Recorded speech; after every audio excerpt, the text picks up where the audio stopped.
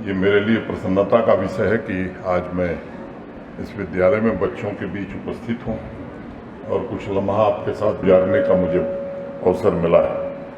इसे मैं अपनी खुशकिस्मती मानता हूँ कि आज आपसे रूबरू होने का मौका मिला है।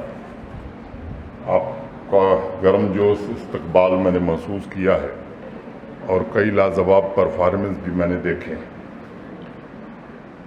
सबसे पहले मैं विजयधर साहब था पूरे स्कूल मैनेजमेंट और टीचर्स और प्रिंसिपल साहिबा को बधाई देना चाहूँगा। कुछ दिन पहले जब आपके स्कूल ने चिल्ड्रन लिटरेचर फेस्टिवल का आयोजन किया था तो उसके बारे में पढ़कर मुझे खुशी हुई थी और मैंने सोचा था कि जब आप लोगों से रूबरू होने का अवसर मिलेगा तब अवश्य मुबारकबाद दूंगा। तो आज मैं सबसे पहले आप सबको मुबारकबाद देता हूँ। किताबें दरअसल टेलीस्कोप की तरह होती हैं जो बच्चों को दुनिया में यूनिवर्स में झांकने का मौका देती हैं। एक पुरानी अभी एक स्टोरी आपने यहाँ सुनी, कहानी, एक स्टोरी मैं भी सुनाता हूँ। एक 6 साल की छोटी सी बच्ची थी। उसे एक दिन स्कूल में कोई किताब पढ़ने को दी गई। थोड़ी देर बाद उसने पेंसिल लेकर कागज पर एक ड्राइंग बनाना शुरू किया तो टीचर ने पूछा, व्हाट आर यू ड्राइंग? तो बच्ची ने कहा कि I am drawing God. Teacher ने कहा, but no one in the world has seen how God looks like. तब उस बच्ची ने जवाब दिया, the world will get to know in a minute. और यह बात उस बच्ची ने बड़े आत्मविश्वास से कही कि मुझे 1 मिनट और दे दीजिए, जैसे ही मेरी ड्राइंग तैयार होगी वैसे ही दुनिया जान जाएगी गॉड कैसे होते हैं। और इसलिए मैं मानता हूं कि 4 दीवारी सिलेबस के सांचे से अलग हटकर स्वयं के अस्तित्व को सीखने का माहौल जहां पैदा होता है वही विद्यालय है, जहां बच्चों में क्यूरियोसिटी, क्रिएटिविटी, इंडिविजुअलिटी का बीज बोया जा सके, वही स्कूल है। और सच्चा मैं कहूँ कि सच्चे अर्थ में एजुकेशन भी वही है जो क्यूरियोसिटी पैदा करे, उनके भीतर क्रिएटिविटी को निखारने का अवसर दे और उनको इंडिविजुअलिटी प्राप्त करने में मदद करे। बाकी सिलेबस की चीज़ें अपने आप ही आ जाएंगी, लेकिन ये 3 एलिमेंट्स ऐसे हैं जिन्हें पाने के लिए क्लासरूम में नहीं बल्कि साहस और इमेजिनेशन का आसमान चाहिए। पिछले साल नवंबर में मुझे बोर्ड में जो बच्चे टॉप रैंकर्स थे उनके समारोह में सम्मिलित होने का अवसर मिला था। उसी समय मैंने एक रिपोर्ट पढ़ी अमेरिका के प्रोफेसर जॉन कोहेन। उन्होंने कई सालों के रिसर्च के बाद एक निष्कर्ष निकाला कि एक 5 साल का बच्चा हर रोज लगभग 300 सवाल पूछता है और जब वही बच्चा 15 साल का हो जाता है तो हर रोज महज 3 सवाल पूछता है। तो ये 33,000 स्टूडेंट्स का सर्वे उन्होंने किया। 10 साल की उम्र बढ़ते ही ये 297 क्वेश्चंस, 297 सवाल कहाँ गायब हो जाते हैं, ये एक विचारणीय प्रश्न है। अब सामान्य रूप से देखिए तो इस स्कूल में जाने के बाद, पढ़ाई करने के बाद बच्चे की क्यूरियोसिटी बढ़नी चाहिए, लेकिन प्रोफेसर कोहेन के रिसर्च और सर्वे का निष्कर्ष था कि बच्चा जैसे जैसे बड़ा होता गया वो सिलेबस में इतना जकड़ता गया कि उसके सोचने की पूरी दुनिया उन्हीं करिकुलम के इर्द गिर्द रह गई और धीरे धीरे उसके अंदर से क्यूरियोसिटी, क्रिएटिविटी कम होने लगी, समाप्त होने लगी। मैं मानता हूँ कि इस रिसर्च ने पूरे एजुकेशन सिस्टम के सामने एक बड़ा सवाल खड़ा किया है कि क्या 300 सवाल से घटकर 3 सवाल पर पहुंचना बच्चे का ये प्रोग्रेस है या इसे हम क्या कहें। आप किसी भी टीचर से पूछेंगे तो जवाब इसका नाम नहीं मिलेगा। क्योंकि विजयधर साहब ने कहा था कि जब बातचीत में कि कुछ एजुकेशन पर ही आप बात करिए, इन्होंने बड़े सवाल उठाए, उस पर मैं बात आपको यहाँ नहीं करूँगा। मुझे लगता है कि बेसिक अगर हम देखें तो एजुकेशन किसे कहा जा सकता है। इस देश में, इस दुनिया ने अनेक लोगों ने अनेक परिभाषाएं, मेरी अपनी एक परिभाषा है जिसका मैं जिक्र करना चाहता हूँ। और मैथमेटिक्स मैंने भी पढ़ी है, तो मैथमेटिक्स पढ़ा हुआ व्यक्ति जो बात कहेगा उसको प्रूव भी करेगा आगे जाकर, यही मैथमेटिक्स है। तो मैं मानता हूं कि ये जीवन की एक यात्रा है, it's a journey of self, व्यक्तिगत यात्रा है। और अगर उसके आगे मैं कहूं तो it's a journey of inner self, ये स्व की यात्रा है। और अगर बच्चे को हमने उसका इनर सेल्फ हमने पहचान करा दिया तो मैं समझता हूं कि बच्चा निश्चित रूप से आगे बढ़ेगा। अब इसको उदाहरण देकर के मैंने बात मैथमेटिक्स की थी, तो मुझे प्रूव करना भी होगा। 2-3 सिंपल उदाहरण मैं देता हूं। आप में से अनेक लोगों ने महात्मा गांधी का नाम सबने सुना होगा। देश को आज़ादी मिली, इतना बड़ा स्वतंत्रता आंदोलन उन्होंने किया। पूरी दुनिया में आज जितनी किताबें महात्मा गांधी पर लिखी गई हैं, किसी दूसरे व्यक्ति पर नहीं लिखी। मैं उनके एक गुण की चर्चा करना चाहता हूं। जब वो 8 वर्ष के थे, स्कूल में पढ़ते थे, उनके स्कूल में एक ड्रामा दिखाया गया, सत्य हरिश्चंद्र। ड्रामा देखे वो, और उस ड्रामे से इतने प्रभावित हुए कि जब घर आए तो उस ड्रामे का खुद मंचन करने लगे, प्रैक्टिस करते थे शीशे के सामने खड़े होकर। और वहां उनकी अंतर्ध्वनि जग गई कि मेरी अंतर्ध्वनि सत्य है, और जीवन भर वो सत्य से जुड़े रहे। बहुत बड़े बड़े काम उन्होंने किए, लेकिन सबके पीछे जो मूल बात है कि कभी सत्य का परित्याग उन्होंने नहीं किया।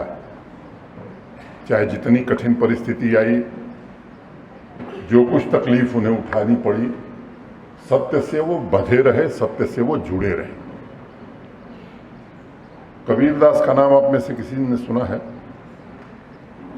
आप में से शायद काफी लोगों को पता होगा कि कबीरदास जी पढ़े लिखे नहीं थे, ही वॉज इलिटरेट, लिखना भी नहीं आता था। और जानते हैं, आज तक 1000 से ज्यादा पीएचडी कबीरदास जी पर हो चुकी है। उन्होंने भी अपनी अंतर्ध्वनि को पहचाना। उनकी अंतर्ध्वनि ईश्वर थे, और फिर उसी में जीवन भर लगे रह गए। सचिन तेंदुलकर का नाम भी आप सब जानते हैं।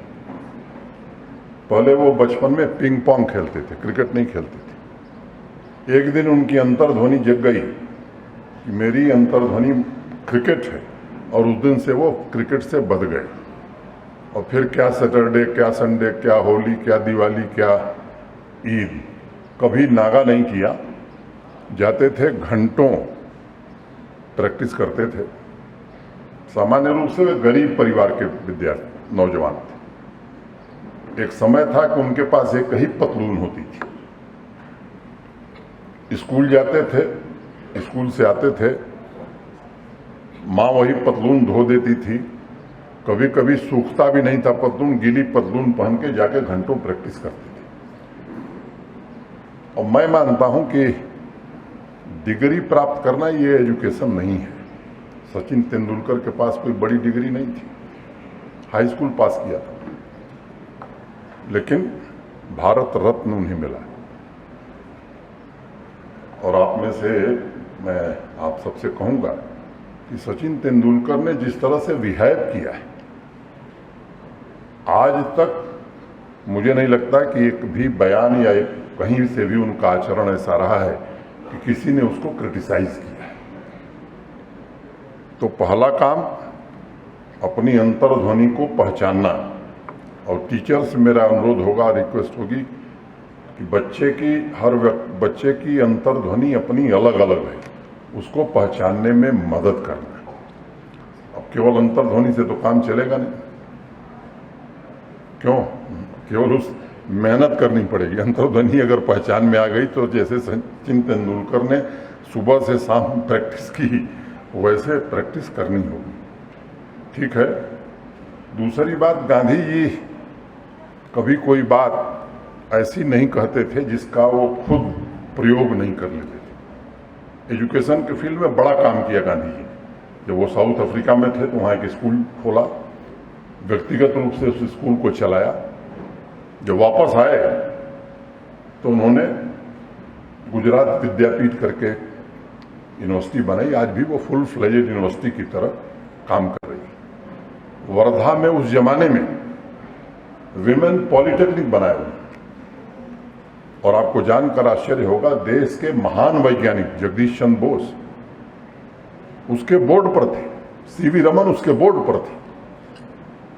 तो महात्मा गांधी जी ने एजुकेशन के बारे में बहुत छोटी बात कही कि जो आप किताब में पढ़ते हो या जो टीचर लोग ब्लैक बोर्ड पर पढ़ाते हैं वो जरा इसमें कम घुसता है, जो हाथ का प्रयोग करते हो जल्दी समझ में आता है। तो दूसरी बात, अंतर्ध्वनि को पहचानना, फिर उस रास्ते पर मेहनत से चलना, और तीसरी बात हाथों का प्रयोग करना। अब आप देखिए, दुनिया में जितने बड़े इन्वेंशन हुए, आविष्कार हुए, वो बहुत पढ़े लिखे लोगों ने नहीं किया। मैं 2-3 उदाहरण दूंगा, मेरे पास 100 मुझे ध्यान में है, लेकिन 2-3 बताऊंगा। सर आइजैक न्यूटन का नाम आपने सुना है। बहुत पढ़े लिखे नहीं थे, लेकिन हाथों का प्रयोग उनको आता था। और theory of gravity, universe square law उन्होंने इजाद किया, क्योंकि वो प्रयोग करते थे, हाथों का प्रयोग करते थे। आइंस्टाइन का नाम मालूम है। आइंस्टाइन बड़े वैज्ञानिक थे, और आइंस्टाइन पढ़े लिखे थे। फिजिक्स में उन्होंने पीएचडी किया था। लेकिन मैं आपको जो बात बताना चाहता हूँ, फिजिक्स पढ़ने के कारण उन्होंने थियरी ऑफ रिलेटिविटी, जो मुझे लगता है कि कम लोगों को समझ में आती है, जो पढ़ाते हैं उनको भी शायद कम ही समझ में आती है। ठीक है। तो पढ़ाई के कारण, फिजिक्स पढ़ने के कारण उन्होंने उसका आविष्कार नहीं किया। एक्चुअली उनके पिताजी एक इलेक्ट्रोमैग्नेटिक शॉप चलाते थे, और जब ये पढ़ करके आए तो बीमार हो गए तो इलेक्ट्रोमैग्नेटिक शॉप उनको देखनी पड़ी। अब उन्होंने उस समय ये नहीं कहा कि मैंने फिजिक्स में पीएचडी की है तो इस शॉप पर मैं बैठूंगा। उन्होंने परिवार की, फैमिली की ज़रूरत को देखते हुए, पिताजी की बात मानते हुए वहाँ बैठे, और फिर वहाँ उन्होंने हाथों का प्रयोग किया। तो दुनिया का मॉडर्न रेफ्रिजरेटर बनाने का काम आइंस्टाइन ने किया, ऑटोमेटिक कैमरा बनाने का काम आइंस्टाइन ने किया, और थियरी ऑफ रिलेटिविटी वहीं आइंस्टाइन नहीं बनाया। अब मैं एक तीसरा उदाहरण देकर ख़त्म करूंगा, क्योंकि आप लोगों के भोजन का समय है, मेरे भी थोड़ी देर में बाद भोजन का समय होगा। अभी कोरोना की महामारी, कोविड सबने जूझा। एक समय था जब पूरी दुनिया में हमारे पास वैक्सीन, क्या करते थे हम, एंटीवायरस शरीर में डालते थे और वो प्रभाव कम करता था। जेनेटिक्स का जिस साइंटिस्ट ने आविष्कार किया वो बॉटनी पढ़ा था, तो केवल बॉटनी नहीं जानता था, वो डेटा का भी एक्सपर्ट था, मैथमेटिक्स भी जानता था, और खुद रोज 10 पौधे लगाता था अपने गार्डन में, और वो देखता था कि कैसे पौधे का रंग बदल रहा, पत्तियां कैसे बदल रही हैं, फूल कैसे हो रहे हैं। उसने जेनेटिक्स का आविष्कार किया, जिसके कारण आज दुनिया को ये वैक्सीन मिल सकी। कोरोना की रफ्तार को दुनिया ने रोक दिया, नहीं तो पता नहीं क्या हुआ। तो 3 बात हो गई, अंतर्ध्वनि को पहचानना, पहचानने के बाद उस रास्ते पर मेहनत से चलना, और तीसरी बात हाथों से प्रयोग करना, वो जल्दी समझ में आएगा। चौथी बात, ये जो कंपटीशन है नंबर्स का, ये नंबर काम नहीं आते हैं। If you get good marks, well, if you don't get good marks, well, कोई दिक्कत नहीं, क्योंकि बहुत मार्क्स पा करके लोग बहुत बड़ा काम नहीं किए। ठीक है, उसके चक्कर में पढ़ने की जरूरत नहीं। कोलैबोरेटिव प्रोजेक्ट्स, 3 बच्चे 4 बच्चे और सब कुछ बड़ा कर देंगे, ऐसा सोचने की जरूरत नहीं। कोई एक छोटी सी समस्या लेकर के 4 लोग साथ में आपस में कंपटीशन नहीं करे मैंने इस बच्चे को बता दिया तो इसका नंबर ज़्यादा आ जाएगा, इससे बाहर निकलने की जरूरत है। ये कोलैबोरेटिव प्रोजेक्ट, छोटी छोटी प्रोजेक्ट, एंड बी हम्बल, क्योंकि जब प्राइड रहता है दिमाग में तो वो घुसता नहीं है कुछ, फिर वही भरा रहता है। तो हम्बल अगर हम होंगे तो बहुत सारी चीज़ें हम सीख सकेंगे। ये मोटे तौर पर आज के लिए 4 काफ़ी है। मैं थोड़ा पुराने भारत की बात करता हूँ। आज बड़ी चर्चा हो रही दुनिया में नॉलेज इकॉनमी की। आप सबने सुना है कि now we are the 5th largest economy of the world, और किसको पीछे छोड़ा हमने? उसी इंग्लैंड को जिसके हम गुलाम थे। आज वो 6ठे नंबर पर पहुंच गया, हम 5वें नंबर पर पहुंच गए। और आज भारत के माननीय प्रधानमंत्री जी बार बार एक बात कर रहे हैं कि जब आज़ादी का ये अमृत कालखंड है, मैंने 75 वर्ष हो गए हैं हमको आज़ादी। जब देश हमारा शताब्दी वर्ष मनाए, मैंने 2047, तो हम एक विकसित डेवलप्ड कंट्री भी हों और पहले जैसे भारत को सोने की चिड़िया कहा जाता था, दुनिया की 3rd लार्जेस्ट इकॉनमी हम बन सके। अगर इतिहास में आप जाएंगे तो पहले हम सोने की चिड़िया या वर्ल्ड जीडीपी में हमारा कंट्रीब्यूशन 25% था। इसलिए नहीं था कि हमारे यहाँ कोई माइंस थी गोल्ड की, नो। इसलिए नहीं था कि व्यापार हमारा बहुत बड़ा था, नो। इसलिए कि नॉलेज इकॉनमी वास्तव में हमारे जो इंस्टीट्यूशंस थे, दुनिया भर के लोग आते थे यहाँ पढ़ने के लिए। वो भी 1-2 उदाहरण देकर खत्म कर दूँ बात, ठीक है? अब आप देखें, पानी के जहाज सेलर्स जो सी में जाते हैं, सर आइजैक न्यूटन ने ब्रिटिश पार्लियामेंट में जिस दिन भाषण दिया कि विज्ञान के पास कोई रास्ता नहीं है कि समुद्र में जहाज चले, नेविगेशन हम पहुंच ही नहीं सकते, उसके पहले हमारी इंडियन शिप्स लॉगरिथम के आधार पर हमारे देश में ऐसे यंत्र बने थे, इक्विपमेंट बने थे कि हमारे जहाज जाते थे दुनिया के सुदूर दक्षिण अफ्रीका के सोक्रोता एक जगह है, वहां भी जाएंगे आप तो पर्शियन में, संस्कृत में, उर्दू में, हिंदी में लिखे हुए स्क्रिप्चर्स मिल जाएंगे। उस जमाने में जाते थे जब दुनिया को इसका अंदाजा नहीं था। सिकंदर का नाम सुना है, और पोरस का भी, yes, Alexander the great. Sikandar और पोरस की दोस्ती क्यों हुई? Do you know? सिकंदर जब आया, मगध की सेना खड़ी थी युद्ध करने यही सिंधु नदी के किनारे, तो पहले उसने अपने जासूस भेजे, 3-4 जासूस आए, देख करके गए और जा करके उन्होंने कहा कि साहब बड़ी तैयारी है युद्ध की, कुछ हाथी पर सैनिक सवार हैं, कुछ घोड़े पर सवार हैं, कुछ पैदल हैं, पूरी तरह से युद्ध करने के लिए आमादा है। पैर हिल गया, सिकंदर वापस लौट गए। लौटते समय उनकी मुलाकात पोरस से हुई, पुर्राज से, और उनकी दोस्ती का कारण क्या है? उस समय जो स्टील बनता था, इग्नॉट स्टील, हमारे देश में, दुनिया के किसी देश में उतनी अच्छी क्वालिटी का स्टील नहीं बनता था, और उसी से स्वॉर्ड, तलवार बनती थी। तो पोरस ने सिकंदर को वही स्टील दिया जिससे तलवार बनी, फिर युद्ध हुआ। और हमारे देश की लाइब्रेरी में नहीं मिलेगा, लेकिन उस जमाने में भी जब कैटरेक्ट सर्जरी दुनिया में नहीं होती थी, तो हमारे यहाँ फाइनेस्ट इक्विपमेंट हिंदुस्तान में थे कैटरेक्ट सर्जरी के। जॉन हॉपकिंस से दुनिया की सबसे मानी जानी मेडिकल यूनिवर्सिटी है, वहाँ की लाइब्रेरी में आप पढ़ सकते हैं। तो हम कोई चोरी करके सोना नहीं ले आते थे, ये जो सामान हमारे थे दुनिया में हम ले जाते थे और उसके बदले सोना ले आते थे। तो ये हमारा पास्ट रहा है किन्हीं कारणों से। अब उन कारणों में मैं नहीं जाना चाहता हूँ, हम उससे दूर चले गए।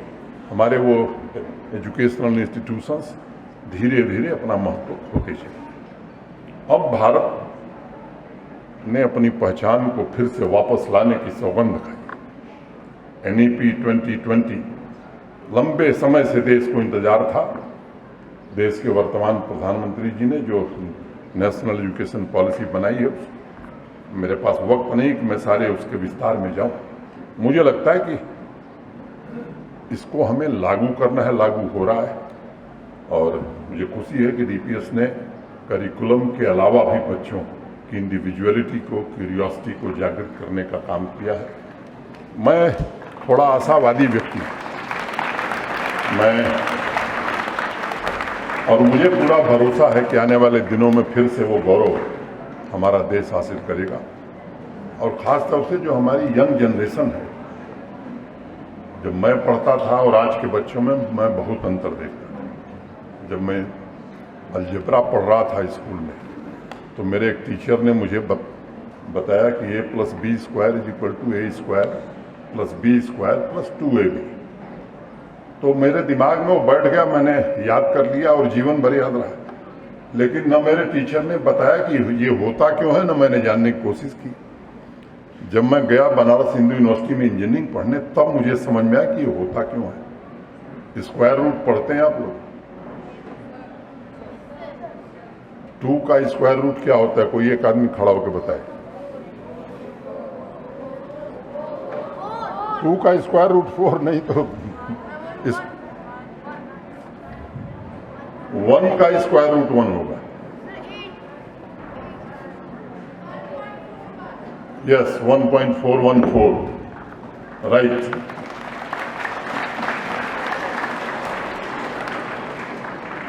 तो जब मैं स्क्वायर रूट पढ़ता था तो मेरे एक टीचर थे, मुझे भी दिक्कत होती थी जैसे आपको दिक्कत हो रही है, मैं भी गेस करता था। तो उन्होंने मुझे एक सेंटेंस याद कराया, मैं उसको दोहराता, मुझे अभी भी याद है। मैंने पढ़ा था 69 में और ये 2023 में मैं बता रहा हूँ। उन्होंने मुझे कहा कि 2 का स्क्वायर रूट, एक सेंटेंस याद करो, I have a mind, I1 have HAVE 4 A1 mind MIND 1.414। ठीक है। 3 का स्क्वायर रूट किसी को याद है? अब उसके लिए भी एक सेंटेंस उन्होंने मुझे याद कराया, I suppose you so, I1 suppose SUPPOSE 7 YOU U3 सो 2 1.732। अब मुझे आज भी याद है, 69 में पढ़ा था, 2023 में मैं बता रहा हूँ। और उसके बाद मुझे कभी स्क्वायर रूट में दिक्कत नहीं हुई।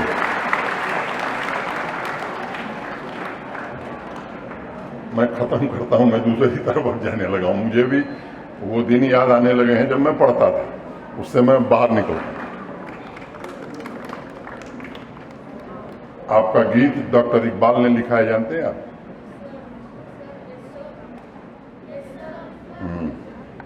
और उसमें एक लाइन ये भी है कि इल्म की समा से हो मुझको मोहब्बत या रब। और आपके स्कूल के लोगों में हाथ में मसाल है। रोज बच्चों की दुआओं का अर्थ, मैं मानता हूं कि उनके भीतर क्रिटिकल थिंकिंग, साइंटिफिक टेम्पर और क्रिएटिविटी की मसाल बने, ऐसी मेरी दुआ है ईश्वर से। और मैं समझता हूं कि निश्चित रूप से आप सब भविष्य में ऐसा करने वाले हैं। आप इस बात को बच्चों हमेशा ध्यान रखिए, जब तक किसी चीज़ में आप फेल नहीं होंगे, जब तक आप किसी चीज़ पर संदेह नहीं पैदा करेंगे, जब तक आप कोई गलती नहीं करेंगे, तब तक कुछ भी ओरिजिनल आप नहीं कर सकते। माननीय प्रधानमंत्री जी का मैं जिक्र कर रहा था NEP के बारे में। दशकों बाद, मैं कहूँ कि देश को लंबे समय से इंतजार था ये एजुकेशन सिस्टम को रीडिफाइन करने का, उसे ट्रांसफॉर्म करने का। मैं मानता हूँ कि एक अभूतपूर्व और साहसिक प्रयास है, एक बड़ा अवसर दिया है। Traditional values, culture, mother language, mother tongue, local skill set और इंडिपेंडेंट थिंकिंग, इन सब चीज़ों को तरजीह दी गई है। और वहीं क्लासरूम में इनोवेशन, क्रिएटिविटी, फ्लेक्सिबिलिटी, एक्सपेरिमेंट को प्रमोट करने पर बल दिया गया है। अब ये हम सबकी सामूहिक जिम्मेदारी है कि कैंपस को अब हम क्यूरियोसिटी का कैंपस बना सकें।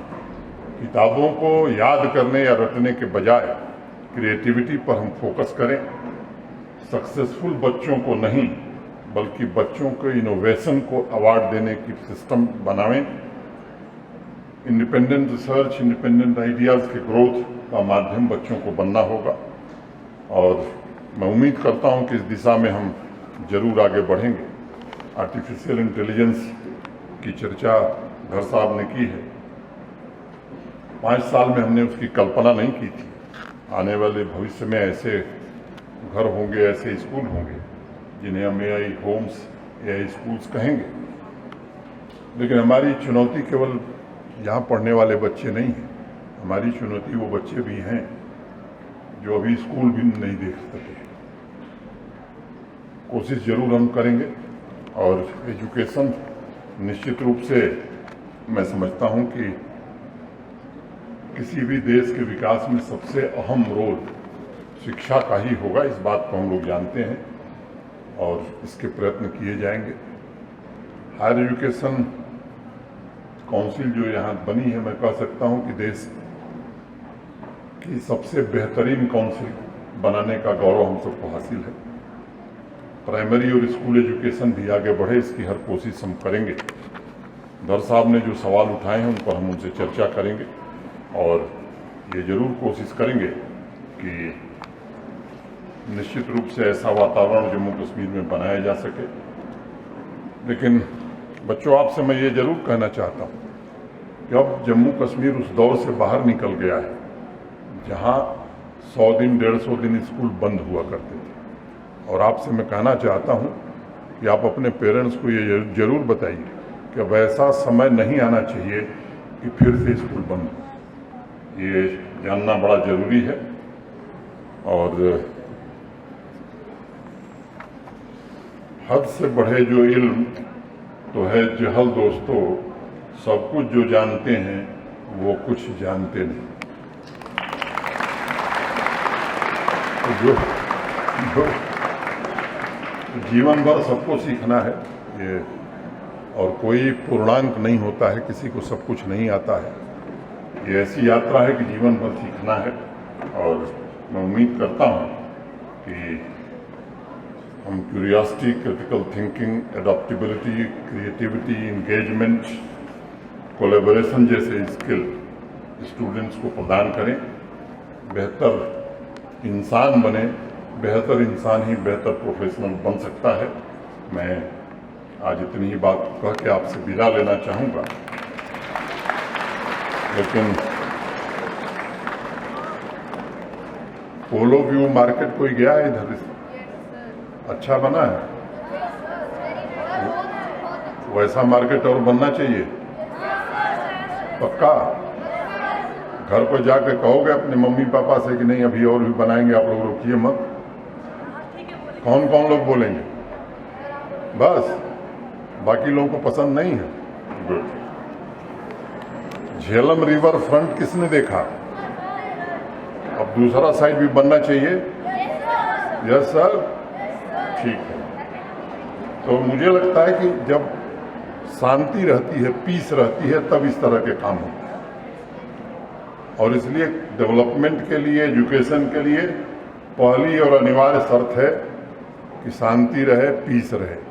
और इसके लिए आप लोग आज से 2 साल बाद, 4 साल बाद, 6 साल बाद आप ही जम्मू कश्मीर के देश के भविष्य बनने वाले। और इसलिए मैं आपसे ये जरूर ये अपेक्षा रखूँगा कि जब आप बड़े हों तो निश्चित रूप से इन मूल्यों के साथ आगे बढ़ें।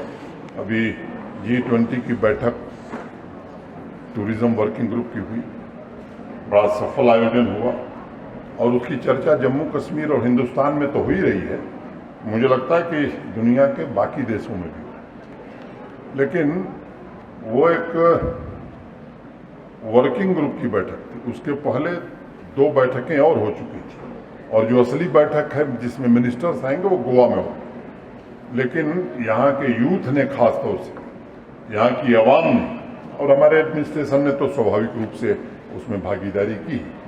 जिस तरह से उसमें हिस्सा लिया, जिस तरह से पार्टिसिपेट किया, मैं समझता हूँ कि वो सफलता का कारण रहा है। और मेन इवेंट से ज़्यादा चर्चा श्रीनगर के इवेंट की हो गई और ये बड़ी खुशी की बात है। और ये चर्चा इसलिए हो रही है कि दुनिया की जो पावरफुल कंट्रीज हैं, जम्मू कश्मीर की नई पीढ़ी के एस्पिरेशंस को उन्होंने देखा है, उसे समझा है। और मेरी कामना है, मेरी प्रार्थना है या आप यहाँ जो सीख रहे हैं वो आपके अंदर मोहब्बत, अमन, भाईचारे पैदा करे, आपके भीतर नए विचार, नई क्यूरियोसिटी पैदा हो, सिर्फ नंबर नहीं बल्कि मानवता के मूल्य आपके भविष्य की बुनियाद बने। आज यही कहते हुए मैं धर साहब का आभारी हूं जिन्होंने मुझे यहाँ आने का अवसर दिया। प्रिंसिपल साहिबा और सभी टीचर्स को मैं विशेष रूप से धन्यवाद देता हूं कि बच्चों को इस तरह से ट्रेन किया। और